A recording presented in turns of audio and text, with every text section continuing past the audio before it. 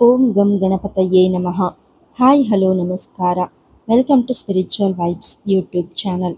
ಗೆಳೆಯರೇ, ಜ್ಯೋತಿಷ್ಯ ಶಾಸ್ತ್ರದಲ್ಲಿ ಗ್ರಹಗಳ ಸಂಚಾರಕ್ಕೆ ವಿಶೇಷ ಮಹತ್ವವಿದೆ. ಅದರಲ್ಲಿಯೂ ಬುದ್ಧಿವಂತಿಕೆಯ ಕಾರಕ ಬುಧನು ರಾಶಿ ಬದಲಿಸಿದಾಗ ಜಗತ್ತಿನ ಮೇಲೆ ಅದರ ಪ್ರಭಾವ ಗಾಢವಾಗಿರುತ್ತದೆ. ಬರುವ ಏಪ್ರಿಲ್ 11, 2026ರಂದು ಒಂದು ಅದ್ಭುತ ಘಟನೆ ಸಂಭವಿಸಲಿದೆ.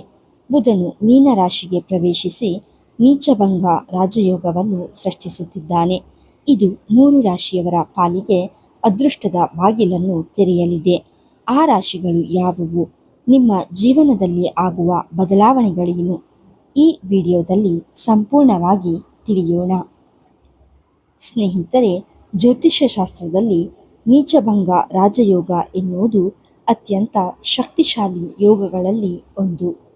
ಮೊದಲು ನಾವು ಏಪ್ರಿಲ್ 11, 2026ರಂದು ಆಕಾಶದಲ್ಲಿ ಸಂಭವಿಸುವ ಆ ಪವಾಡ ಸದೃಶ ಬದಲಾವಣೆಯನ್ನು ತಾಂತ್ರಿಕವಾಗಿ ಅರ್ಥ ಮಾಡಿಕೊಳ್ಳೋಣ. 1. ಬುಧನ ಸಂಕ್ರಮಣ ಮತ್ತು ಮೀನರಾಶಿಯಲ್ಲಿ ಅದರ ಸ್ಥಿತಿ.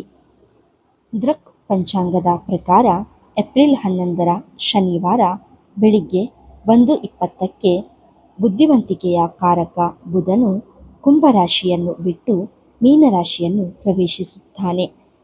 ಜ್ಯೋತಿಷ್ಯಶಾಸ್ತ್ರದ ನಿಯಮದಂತೆ ಬುಧನು ಮೀನರಾಶಿಯಲ್ಲಿ ನೀಚ ಸ್ಥಿತಿಯನ್ನು ತಲುಪುತ್ತಾನೆ. ಅಂದರೆ ಇಲ್ಲಿ ಬುಧ ತನ್ನ ಪೂರ್ಣ ಶಕ್ತಿಯನ್ನು ಕಳೆದುಕೊಳ್ಳುತ್ತಾನೆ. ಬುಧ ದುರ್ಬಲನಾದರೆ ನಿರ್ಧಾರ ತೆಗೆದುಕೊಳ್ಳುವಲ್ಲಿ ಗೊಂದಲ, ವ್ಯಾಪಾರದಲ್ಲಿ ನಷ್ಟ ಅಥವಾ ಮಾತು ತಪ್ಪುವ ಸಾಧ್ಯತೆ ಇರುತ್ತದೆ. ಆದರೆ ಇಲ್ಲಿಯೇ ಒಂದು ಟ್ವಿಸ್ಟ್ ಇದೆ. 2. ನೀಚಭಂಗ ರಾಜಯೋಗ ಎಂದರೇನು?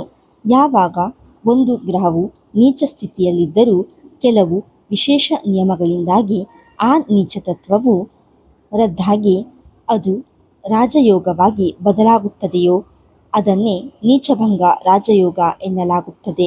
ಈ ಸಂದರ್ಭದಲ್ಲಿ ಅದು ಹೇಗೆ ಸಂಭವಿಸುತ್ತಿದೆ ಎಂದರೆ, ಬುಧನು ಮೀನರಾಶಿಯಲ್ಲಿದ್ದಾನೆ. ಈ ಮೀನರಾಶಿಯ ಅಧಿಪತಿ ಯಾರು? ಅವನೇ ದೇವಗುರು ಬೃಹಸ್ಪತಿ, ಅಂದರೆ ಗುರು. ಶಾಸ್ತ್ರದ ಪ್ರಕಾರ ನೀಚ ಗ್ರಹವಿರುವ ರಾಶಿಯ ಅಧಿಪತಿಯು ಲಗ್ನದಿಂದ ಅಥವಾ ಚಂದ್ರನಿಂದ ಕೇಂದ್ರ ಸ್ಥಾನದಲ್ಲಿ ಅಂದರೆ 1, 4, 7 ಮತ್ತು 10ನೇ ಮನೆಯಲ್ಲಿ ಇದ್ದರೆ ನೀಚಭಂಗವಾಗುತ್ತದೆ. ಇಲ್ಲಿ ಗುರುವು ಮೀನರಾಶಿಯಿಂದ 4ನೇ ಮನೆಯಲ್ಲಿ ಅಂದರೆ ಕೇಂದ್ರದಲ್ಲಿ ಬಲವಾಗಿ ಕುಳಿತಿದ್ದಾನೆ. ಇದರಿಂದಾಗಿ ಬುಧನ ದೌರ್ಬಲ್ಯ ನಾಶವಾಗಿ ಅವನು ಒಬ್ಬ ರಾಜನಂತೆ ಫಲ ನೀಡಲು ಸಜ್ಜಾಗಿದ್ದಾನೆ. 3. ತ್ರಿಗ್ರಹ ಸಂಯೋಜನೆ ಮತ್ತು ಬುಧಾದಿತ್ಯ ಯೋಗ. ಇಷ್ಟೇ ಅಲ್ಲ ವೀಕ್ಷಕರೇ, ಮೀನರಾಶಿಯಲ್ಲಿ ಬುಧನೊಬ್ಬನೇ ಇರುವುದಿಲ್ಲ. ಅಲ್ಲಿ ಈಗಾಗಲೇ ಸೂರ್ಯ ಮತ್ತು ಶನಿ ಮಹಾತ್ಮರು ಇರುತ್ತಾರೆ. ಬುಧಾದಿತ್ಯ ಯೋಗ. ಬುಧ ಮತ್ತು ಸೂರ್ಯ ಒಟ್ಟಿಗೆ ಸೇರುವುದರಿಂದ ಬುಧಾದಿತ್ಯ ಯೋಗ ಸೃಷ್ಟಿಯಾಗುತ್ತದೆ. ಇದು ವ್ಯಕ್ತಿಗೆ ಅಪಾರ ಬುದ್ಧಿಶಕ್ತಿ ಮತ್ತು ಆಡಳಿತಾತ್ಮಕ ಗೌರವವನ್ನು ತಂದುಕೊಡುತ್ತದೆ. ಶನಿಯ ಪ್ರಭಾವ. ಶನಿಯು ಇಲ್ಲಿ ಶಿಸ್ತು ಮತ್ತು ಕರ್ಮದ ಫಲವನ್ನು ನೀಡುತ್ತಾನೆ. ಹೀಗೆ ಮೀನರಾಶಿಯಲ್ಲಿ ಸೂರ್ಯ, ಬುಧ ಮತ್ತು ಶನಿಯ ತ್ರಿಗ್ರಹ ಸಂಯೋಜನೆ ಉಂಟಾಗುತ್ತಿರುವುದು ಈ ಸಮಯವನ್ನು ಅತ್ಯಂತ ವಿಶೇಷವಾಗಿಸಿದೆ. 4. ಈ ಯೋಗದ ವಿಶೇಷತೆ ಏನು? ಸಾಮಾನ್ಯವಾಗಿ ನೀಚ ಗ್ರಹವು ಕೆಟ್ಟ ಫಲ ನೀಡುತ್ತದೆ ಎಂಬ ಭಯವಿರುತ್ತದೆ. ಆದರೆ ಈ ನೀಚಭಂಗ ರಾಜಯೋಗದ ವಿಶೇಷತೆ ಎಂದರೆ ಇದು ಮೊದಲು ಸ್ವಲ್ಪ ಸಂಘರ್ಷ ನೀಡಿದರೂ ನಂತರ ಅನಿರೀಕ್ಷಿತ ಯಶಸ್ಸನ್ನು ನೀಡುತ್ತದೆ. ಯಾವ ವ್ಯಕ್ತಿಗಳು ಹತಾಶರಾಗಿದ್ದಾರೋ, ಯಾರ ಕೆಲಸಗಳು ಅರ್ಧಕ್ಕೆ ನಿಂತಿವೆಯೋ ಅಂತಹವರಿಗೆ ಈ ಬುಧನ ಸಂಚಾರವು ಗುರುವಿನ ದೃಷ್ಟಿಯಿಂದಾಗಿ ಹೊಸ ಆಶಾದೀಪವಾಗಲಿದೆ. ದುರ್ಬಲನಾದ ಬುಧನಿಗೆ ಗುರುವಿನ ಮಾರ್ಗದರ್ಶನ ಸಿಕ್ಕಾಗ ಅದು ಕಲ್ಲು ಸಕ್ಕರೆಯಾಗುವಂತೆ ಸವಿಯಾದ ಫಲಗಳನ್ನು ನೀಡಲು ಪ್ರಾರಂಭಿಸುತ್ತದೆ. ವೃಷಭ ರಾಶಿ. ಆರ್ಥಿಕ ಸಮೃದ್ಧಿಯ ಮಹಾಪರ್ವ.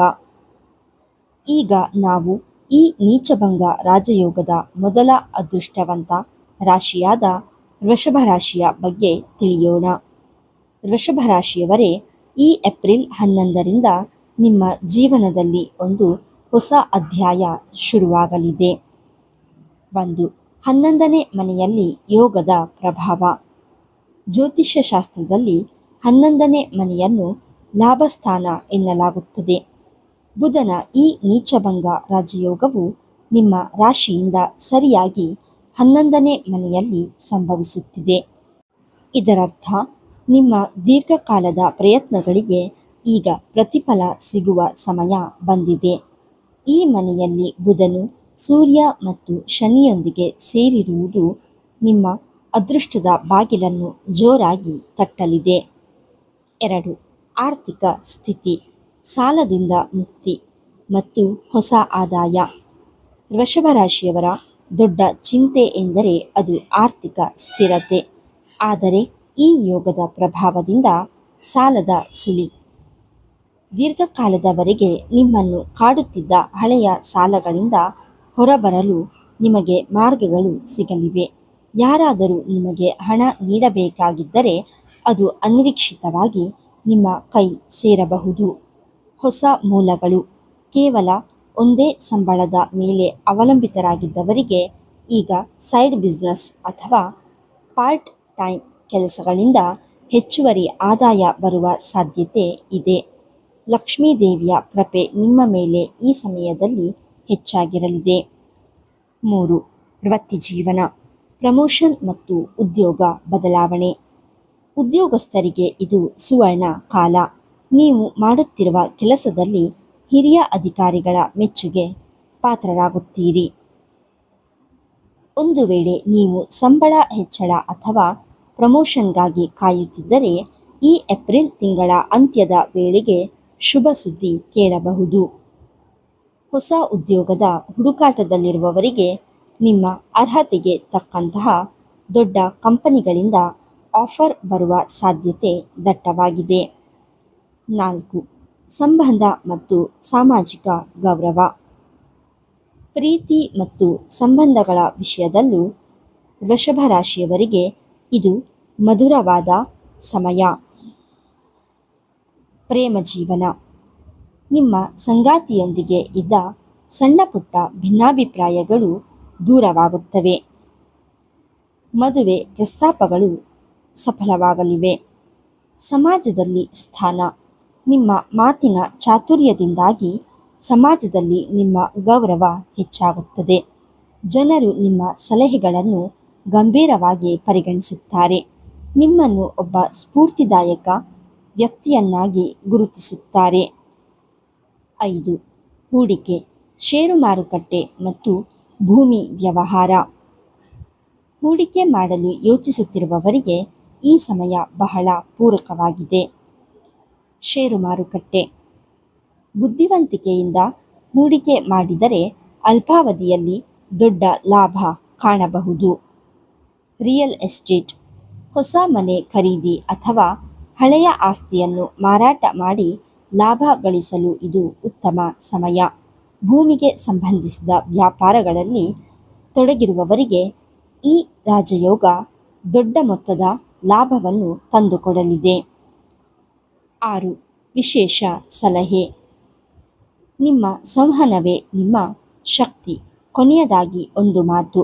ಈ ಸಮಯದಲ್ಲಿ ನಿಮ್ಮ ಸಂವಹನ ಕಲೆ ನಿಮಗೆ ವರದಾನವಾಗಲಿದೆ.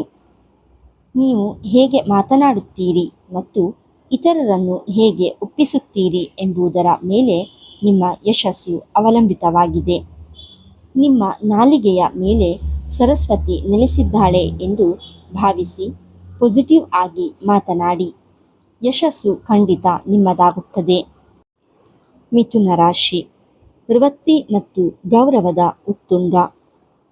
ಈಗ ನಾವು ಈ ವಿಶೇಷ ರಾಜಯೋಗದ 2ನೇ ಅದೃಷ್ಟವಂತ ರಾಶಿಯಾದ ಮಿಥುನ ರಾಶಿಯ ಬಗ್ಗೆ ತಿಳಿಯೋಣ. ಮಿಥುನ ರಾಶಿಯವರೇ, ನಿಮ್ಮ ರಾಶಿಯಾಧಿಪತಿಯೇ ಬುಧನಾಗಿರುವುದರಿಂದ ಈ ಬದಲಾವಣೆಯು ನಿಮ್ಮ ಮೇಲೆ ನೇರ ಮತ್ತು ಅತ್ಯಂತ ಶಕ್ತಿಯುತ ಪ್ರಭಾವ ಬೀರಲಿದೆ. 1. ರಾಶಿಯಾಧಿಪತಿ ಬುಧನ ಪವಾಡ. ಮಿಥುನ ರಾಶಿಯವರೇ, ನಿಮ್ಮ ಅಧಿಪತಿ ಬುಧನು ಮೀನರಾಶಿಯಲ್ಲಿ ನೀಚನಾಗಿದ್ದರೂ ಗುರುವಿನ ಬಲದಿಂದ ಉಂಟಾಗುತ್ತಿರುವ ಈ ನೀಚಭಂಗ ರಾಜಯೋಗವು ನಿಮಗೆ ಕಳೆದು ಹೋದ ಶಕ್ತಿಯನ್ನು ಮರಳಿ ನೀಡಲಿದೆ. ಕಳೆದ ಕೆಲವು ದಿನಗಳಿಂದ ನೀವು ಅನುಭವಿಸುತ್ತಿದ್ದ ಗೊಂದಲಗಳು, ಸರಿಯಾದ ನಿರ್ಧಾರ ತೆಗೆದುಕೊಳ್ಳಲು ಸಾಧ್ಯವಾಗದ ಸ್ಥಿತಿ ಈಗ ಕೊನೆಗೊಳ್ಳಲಿದೆ. ನಿಮ್ಮ ರಾಶ್ಯಾಧಿಪತಿ ಈಗ ಬಲಶಾಲಿಯಾಗುತ್ತಿದ್ದಾನೆ. 2. ಆತ್ಮವಿಶ್ವಾಸ ಮತ್ತು ನಿರ್ಧಾರ ತೆಗೆದುಕೊಳ್ಳುವ ಸಾಮರ್ಥ್ಯ. ಈ ಅವಧಿಯಲ್ಲಿ ನಿಮ್ಮಲ್ಲಿ ಕಂಡುಬರುವ ಅತಿ ದೊಡ್ಡ ಬದಲಾವಣೆ ಎಂದರೆ ನಿಮ್ಮ ಆತ್ಮವಿಶ್ವಾಸ, ದೃಢ ನಿರ್ಧಾರ. ಈ ಮೊದಲು ನೀವು ಯಾವುದೋ ವಿಷಯದಲ್ಲಿ ಎರಡು ಮನಸ್ಸು ಮಾಡುತ್ತಿದ್ದರೆ, ಈಗ ನೀವು ಅತ್ಯಂತ ಸ್ಪಷ್ಟವಾದ ಮತ್ತು ದೃಢವಾದ ನಿರ್ಧಾರಗಳನ್ನು ತೆಗೆದುಕೊಳ್ಳುತ್ತೀರಿ. ಮಾನಸಿಕ ಶಕ್ತಿ. ನಿಮ್ಮ ಆಲೋಚನಾ ಶಕ್ತಿ ಚುರುಕಾಗುತ್ತದೆ. ಕ್ಲಿಷ್ಟಕರವಾದ ಸಮಸ್ಯೆಗಳಿಗೂ ಬಹಳ ಸುಲಭವಾಗಿ ಪರಿಹಾರ ಕಂಡುಕೊಳ್ಳುತ್ತೀರಿ. ಈ ಸಮಯವು ನಿಮ್ಮ ವ್ಯಕ್ತಿತ್ವವನ್ನು ಮತ್ತೊಂದು ಹಂತಕ್ಕೆ ಕೊಂಡೊಯ್ಯಲಿದೆ. 3. ಉದ್ಯೋಗ ಮತ್ತು ವೃತ್ತಿಜೀವನದಲ್ಲಿ ಸ್ಥಿರತೆ. ವೃತ್ತಿರಂಗದಲ್ಲಿ ಮಿಥುನ ರಾಶಿಯವರಿಗೆ ಇದು ಗೋಲ್ಡನ್ ಪೀರಿಯಡ್. ಹಿರಿಯರ ಮೆಚ್ಚುಗೆ. ನಿಮ್ಮ ಕಚೇರಿಯಲ್ಲಿ ಅಥವಾ ಕೆಲಸದ ಸ್ಥಳದಲ್ಲಿ ನಿಮ್ಮ ಹಿರಿಯ ಅಧಿಕಾರಿಗಳು ನಿಮ್ಮ ಕೆಲಸದ ವೈಖರಿಯನ್ನು ಗಮನಿಸುತ್ತಾರೆ ಮತ್ತು ಅದಕ್ಕೆ ತಕ್ಕ ಬೆಲೆ ನೀಡುತ್ತಾರೆ. ಸ್ಥಿರತೆ. ಉದ್ಯೋಗದಲ್ಲಿ ಭಯ ಅಥವಾ ಅಸ್ಥಿರತೆ ಅನುಭವಿಸುತ್ತಿದ್ದವರಿಗೆ ಈಗ ಒಂದು ಭದ್ರತೆ ಸಿಗಲಿದೆ. ನಿಮ್ಮ ಕೌಶಲ್ಯಗಳು ನಿಮಗೆ ಹೊಸ ಇಮೇಜ್ ತಂದುಕೊಡಲಿವೆ. ಉದ್ಯೋಗ ಬದಲಾವಣೆಗೆ ಬಯಸುವವರಿಗೂ ಇದು ಪೂರಕ ಸಮಯ. 4. ಕುಟುಂಬ ಮತ್ತು ಆಸ್ತಿ ಖರೀದಿ ಯೋಗ. ಕುಟುಂಬದ ದೃಷ್ಟಿಯಿಂದಲೂ ಇದು ಬಹಳ ಶುಭದಾಯಕ ಕಾಲ. ಶುಭ ಕಾರ್ಯ. ನಿಮ್ಮ ಮನೆಯಲ್ಲಿ ಮದುವೆ ಅಥವಾ ಇನ್ಯಾವುದೇ ಶುಭ ಸಮಾರಂಭಗಳು ನಡೆಯುವ ಸಂಭವವಿದೆ. ಮನೆಯ ವಾತಾವರಣವು ಸಂತೋಷ ಮತ್ತು ನೆಮ್ಮದಿಯಿಂದ ಕೂಡಿರುತ್ತದೆ. ಆಸ್ತಿ ಖರೀದಿ. ಹೊಸ ಮನೆ ಅಥವಾ ವಾಹನ ಖರೀದಿಸಬೇಕು ಎಂಬ ನಿಮ್ಮ ಕನಸು ನನಸಾಗುವ ಕಾಲ ಹತ್ತಿರದಲ್ಲಿದೆ. ಆಸ್ತಿಗೆ ಸಂಬಂಧಿಸಿದ ಹಳೆಯ ವಿವಾದಗಳು ಬಗೆಹರಿದು ನಿಮ್ಮ ಪರವಾಗಿ ತೀರ್ಪು ಬರಬಹುದು. 5. ಆರೋಗ್ಯದಲ್ಲಿ ಸುಧಾರಣೆ. ಆರೋಗ್ಯದ ಬಗ್ಗೆ ಚಿಂತೆ ಮಾಡುತ್ತಿದ್ದ ಮಿಥುನ ರಾಶಿಯವರಿಗೆ ಇದು ನೆಮ್ಮದಿಯ ಸುದ್ದಿ. ಚೇತರಿಕೆ. ದೀರ್ಘಕಾಲದ ಕಾಯಿಲೆಗಳಿಂದ ಬಳಲುತ್ತಿದ್ದವರು ಈಗ ಚೇತರಿಸಿಕೊಳ್ಳಲು ಪ್ರಾರಂಭಿಸುತ್ತಾರೆ. ಮಾನಸಿಕ ಒತ್ತಡ ಕಡಿಮೆಯಾಗಿ ಮನಸ್ಸು ಪ್ರಫುಲ್ಲವಾಗಿರುತ್ತದೆ. ನಿಮ್ಮಲ್ಲಿ ಹೊಸ ಉತ್ಸಾಹ ಮತ್ತು ಚೈತನ್ಯ ಮನೆ ಮಾಡುತ್ತದೆ. 6. ಒಂದು ಎಚ್ಚರಿಕೆ. ಅಹಂಕಾರ ಬೇಡ. ಆದರೆ ಮಿಥುನ ರಾಶಿಯವರೇ, ಇಲ್ಲಿ ನೀವು ಒಂದು ವಿಷಯವನ್ನು ಗಮನದಲ್ಲಿಟ್ಟುಕೊಳ್ಳಬೇಕು. ನಿಮಗೆ ಎಲ್ಲವೂ ಸುಲಭವಾಗಿ ದಕ್ಕುತ್ತಿದೆ ಎಂದು ಅತಿಯಾದ ಆತ್ಮವಿಶ್ವಾಸ ಬೆಳೆಸಿಕೊಳ್ಳಬೇಡಿ. ಅದು ನಿಮ್ಮನ್ನು ದುರಹಂಕಾರದತ್ತ ಕೊಂಡೊಯ್ಯಬಹುದು. ನಿಮ್ಮ ಯಶಸ್ಸನ್ನು ವಿನಮ್ರತೆಯಿಂದ ಸ್ವೀಕರಿಸಿ. ಎಲ್ಲರೊಂದಿಗೆ ಪ್ರೀತಿಯಿಂದ ವರ್ತಿಸಿ. ಆಗ ಮಾತ್ರ ಈ ರಾಜಯೋಗದ ಪೂರ್ಣ ಫಲ ನಿಮಗೆ ಸಿಗಲು ಸಾಧ್ಯ. ಮೀನರಾಶಿ. ಬುದ್ಧಿವಂತಿಕೆಯ ವಿಜಯ. ವೀಕ್ಷಕರೇ, ಈಗ ನಾವು ಈ ಇಡೀ ಗ್ರಹಗಳ ಬದಲಾವಣೆಯ ಕೇಂದ್ರಬಿಂದುವಾಗಿರುವ ಮೀನರಾಶಿಯ ಬಗ್ಗೆ ತಿಳಿಯೋಣ. ನಿಮ್ಮ ರಾಶಿಯಲ್ಲಿಯೇ ಈ ನೀಚಭಂಗ ರಾಜಯೋಗ ರೂಪುಗೊಳ್ಳುತ್ತಿರುವುದು ನಿಮ್ಮ ಜೀವನದ ದಿಕ್ಕನ್ನೇ ಬದಲಿಸುವ ಶಕ್ತಿ ಹೊಂದಿದೆ. 1. ಲಗ್ನಸ್ಥಾನದಲ್ಲಿ ಬುಧನ ಉಪಸ್ಥಿತಿ. ಮೀನರಾಶಿಯವರೇ, ಬುಧನು ನಿಮ್ಮ ರಾಶಿಗೆ ಅಂದರೆ ಲಗ್ನಕ್ಕೆ ಪ್ರವೇಶಿಸುತ್ತಿದ್ದಾನೆ. ನಿಮ್ಮ ರಾಶಿಯ ಅಧಿಪತಿ ಗುರುವು ಕೇಂದ್ರ ಸ್ಥಾನದಲ್ಲಿ ಬಲವಾಗಿರುವುದರಿಂದ ಬುಧನ ದೌರ್ಬಲ್ಯವು ಮಾಯವಾಗಿ ಅದು ಅದ್ಭುತ ರಾಜಯೋಗವಾಗಿ ಬದಲಾಗಲಿದೆ. ನಿಮ್ಮ ಲಗ್ನದಲ್ಲಿ ಬುಧಾದಿತ್ಯ ಯೋಗ ಮತ್ತು ನೀಚಭಂಗ ಯೋಗ ಎರಡೂ ಸಕ್ರಿಯವಾಗಿರುವುದರಿಂದ ನಿಮ್ಮ ವ್ಯಕ್ತಿತ್ವದಲ್ಲಿ ಹೊಸ ಮೆರುಗು ಬರಲಿದೆ. 2. ವ್ಯಕ್ತಿತ್ವ, ಸ್ಮರಣಶಕ್ತಿ ಮತ್ತು ಏಕಾಗ್ರತೆಯ ಹೆಚ್ಚಳ. ಈ ಅವಧಿಯು ನಿಮ್ಮ ಬೌದ್ಧಿಕ ಬೆಳವಣಿಗೆಗೆ ಅತ್ಯಂತ ಸೂಕ್ತವಾಗಿದೆ. ಬುದ್ಧಿಶಕ್ತಿ, ನಿಮ್ಮ ಆಲೋಚನಾ ಶಕ್ತಿ ಮತ್ತು ಸ್ಮರಣ ಶಕ್ತಿ ಚುರುಕಾಗುತ್ತದೆ. ಕ್ಲಿಷ್ಟಕರವಾದ ವಿಷಯಗಳನ್ನು ಸಹ ನೀವು ಬಹಳ ಸುಲಭವಾಗಿ ಗ್ರಹಿಸುತ್ತೀರಿ. ವಿದ್ಯಾರ್ಥಿಗಳಿಗೆ ಸುವರ್ಣ ಕಾಲ. ಪರೀಕ್ಷೆಗೆ ಸಿದ್ಧತೆ ನಡೆಸುತ್ತಿರುವ ವಿದ್ಯಾರ್ಥಿಗಳಿಗೆ ಇದು ಅತ್ಯಂತ ಲಾಭದಾಯಕ ಸಮಯ. ಏಕಾಗ್ರತೆ ಹೆಚ್ಚುವುದರಿಂದ ಶಿಕ್ಷಣ ಕ್ಷೇತ್ರದಲ್ಲಿ ನೀವು ದೊಡ್ಡ ಸಾಧನೆ ಮಾಡಬಹುದು. ಉನ್ನತ ಶಿಕ್ಷಣಕ್ಕಾಗಿ ವಿದೇಶಕ್ಕೆ ಹೋಗುವ ಪ್ರಯತ್ನಗಳಿದ್ದರೆ ಅವು ಈಗ ಫಲ ನೀಡಲಿವೆ. 3. ವ್ಯಾಪಾರ, ಹೊಸ ಐಡಿಯಾಗಳಿಂದ ಲಾಭ. ವ್ಯಾಪಾರ ಮತ್ತು ವ್ಯವಹಾರ ಕ್ಷೇತ್ರದಲ್ಲಿರುವ ಮೀನರಾಶಿಯವರಿಗೆ ಇದು ಹೊಸ ಯುಗ ಎನ್ನಬಹುದು. ತಂತ್ರಜ್ಞಾನದ ಬಳಕೆ, ಹಳೆಯ ಪದ್ಧತಿಯನ್ನು ಬಿಟ್ಟು ಹೊಸ ತಂತ್ರಜ್ಞಾನ ಅಥವಾ ಡಿಜಿಟಲ್ ಐಡಿಯಾಗಳನ್ನು ನಿಮ್ಮ ವ್ಯವಹಾರದಲ್ಲಿ ಅಳವಡಿಸಿಕೊಂಡರೆ ಲಾಭವು ದ್ವಿಗುಣಗೊಳ್ಳಲಿದೆ. ಹೊಸ ಸಂಪರ್ಕಗಳು, ವ್ಯಾಪಾರದ ನಿಮಿತ್ತ ನೀವು ಹೊಸ ಜನರನ್ನು ಭೇಟಿಯಾಗುತ್ತೀರಿ. ಈ ಹೊಸ ಸಂಪರ್ಕಗಳು ಭವಿಷ್ಯದಲ್ಲಿ ದೊಡ್ಡ ವ್ಯಾವಹಾರಿಕ ಒಪ್ಪಂದಗಳಿಗೆ ದಾರಿ ಮಾಡಿಕೊಡಲಿವೆ. ನಿಮ್ಮ ಕ್ರಿಯಾಶೀಲತೆ ಈ ಸಮಯದಲ್ಲಿ ಉತ್ತುಂಗದಲ್ಲಿರುತ್ತದೆ. 4. ತಾಯಿಯ ಬೆಂಬಲ ಮತ್ತು ಆಸ್ತಿ ಯೋಗ. ಕೌಟುಂಬಿಕವಾಗಿ ನೋಡುವುದಾದರೆ ನಿಮಗೆ ತಾಯಿಯ ಕಡೆಯಿಂದ ವಿಶೇಷ ಬೆಂಬಲ ಸಿಗಲಿದೆ. ಮಾರ್ಗದರ್ಶನ, ಸಂಕಷ್ಟದ ಸಮಯದಲ್ಲಿ ತಾಯಿಯ ಸಲಹೆ ಅಥವಾ ಮಾರ್ಗದರ್ಶನವು ನಿಮಗೆ ದೊಡ್ಡ ವಿಜಯವನ್ನು ತಂದುಕೊಡುತ್ತದೆ. ಆಸ್ತಿ ಲಾಭ, ತಾಯಿಯ ಕಡೆಯಿಂದ ಅಥವಾ ಪಾರಂಪರಿಕವಾಗಿ ಬರಬೇಕಾದ ಆಸ್ತಿ ಪಾಸ್ತಿಗಳು ನಿಮ್ಮ ಕೈ ಸೇರುವ ಸಾಧ್ಯತೆ ಇದೆ. ಕುಟುಂಬದ ಹಿರಿಯರ ಆಶೀರ್ವಾದ ಸದಾ ನಿಮ್ಮ ಮೇಲೆ ಇರಲಿದೆ. 5. ಶಾಂತಿ ಮತ್ತು ತಾಳ್ಮೆಯ ಮಂತ್ರ. ಮೀನರಾಶಿಯವರೇ, ಬುಧನು ಲಗ್ನದಲ್ಲಿರುವುದರಿಂದ ನಿಮ್ಮ ಮಾತುಗಳಲ್ಲಿ ಪ್ರಭಾವ ಹೆಚ್ಚಿರುತ್ತದೆ. ಆದರೆ ಇಲ್ಲಿ ಸೂರ್ಯ ಮತ್ತು ಶನಿ ಕೂಡ ಇರುವುದರಿಂದ ಸ್ವಲ್ಪ ಒತ್ತಡ ಅಥವಾ ಅವಸರ ಉಂಟಾಗಬಹುದು. ಸಲಹೆ, ನೀವು ತಾಳ್ಮೆಯಿಂದ ಮತ್ತು ಶಾಂತತೆಯಿಂದ ವರ್ತಿಸಿದರೆ ಎಂತಹ ಅಸಾಧ್ಯವಾದ ಕೆಲಸವನ್ನಾದರೂ ನೀವು ಸಾಧಿಸಬಹುದು. ಅವಸರದ ನಿರ್ಧಾರಗಳನ್ನು ತಡೆಯಿರಿ. ಸಮಯ ನಿಮಗಾಗಿ ಕಾಯುತ್ತಿದೆ. ನೀವು ಸರಿಯಾದ ಸಮಯಕ್ಕಾಗಿ ಕಾದು ಕಾರ್ಯೋನ್ಮುಖರಾಗಿ. ಸಾಮಾನ್ಯ ಪರಿಹಾರಗಳು. ವೀಕ್ಷಕರೇ, ಇಲ್ಲಿಯವರೆಗೆ ನಾವು ವೃಷಭ, ಮಿಥುನ ಮತ್ತು ಮೀನರಾಶಿಯವರ ಮೇಲೆ ಈ ನೀಚಭಂಗ ರಾಜಯೋಗದ ಪ್ರಭಾವ ಹೇಗಿರುತ್ತದೆ ಎಂದು ವಿವರವಾಗಿ ತಿಳಿದುಕೊಂಡೆವು. ಆದರೆ ಈ ಯೋಗದ ಶುಭ ಫಲಗಳನ್ನು ನೀವು 100ಕ್ಕೆ 100ರಷ್ಟು ಪಡೆಯಬೇಕೆಂದರೆ ಜ್ಯೋತಿಷ್ಯ ಶಾಸ್ತ್ರದಲ್ಲಿ ಕೆಲವು ಸರಳ ಹಾಗೂ ಶಕ್ತಿಶಾಲಿ ಪರಿಹಾರಗಳನ್ನು ಸೂಚಿಸಲಾಗಿದೆ. ಅವು ಯಾವುವು ಎಂದು ಈಗ ನೋಡೋಣ. 1. ಬುಧನ ಬಲವರ್ಧನೆಗೆ ವಿಷ್ಣು ಆರಾಧನೆ.